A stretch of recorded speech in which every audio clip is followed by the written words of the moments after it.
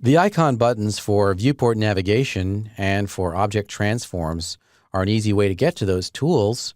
However, when you get into using 3ds Max on a daily basis, these buttons are really going to slow you down because you're going to need to move, rotate, and scale objects all the time. You're going to need to constantly be moving around in the viewport, and going back and forth to these icons is just going to add extra mouse miles, and it's going to actually impact your productivity.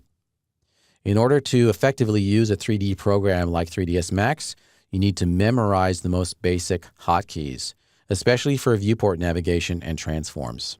Viewport navigation in 3ds Max is accomplished with the hotkeys associated with the middle mouse button. If you've got a 3-button mouse, then you're set. Almost all Windows mice have 3 buttons.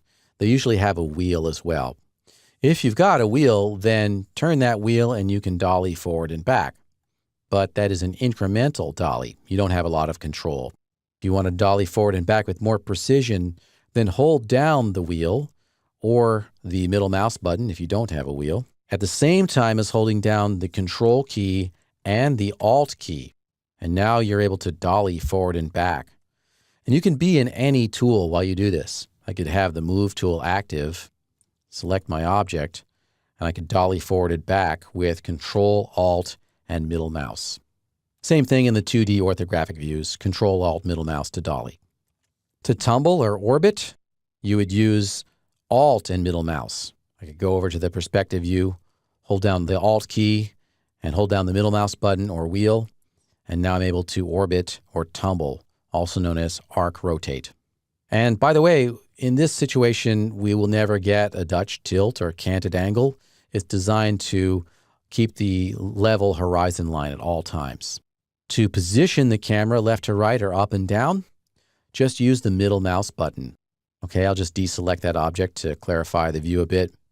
Hold down middle mouse and drag left to right to truck or track, and then drag up and down to pedestal.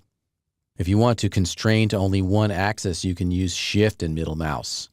That'll let you move just left and right or just up and down.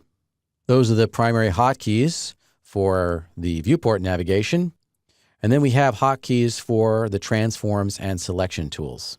To activate the Select Object tool, just use the Q key on your keyboard. The Move tool is W. Rotate is E, and Scale is R. The Q, W, E, and R hotkeys are standardized across Autodesk applications. They're exactly the same in Maya. So once you've memorized those, your workflow will be greatly accelerated because you're not going to be having to fish around for those icons all the time.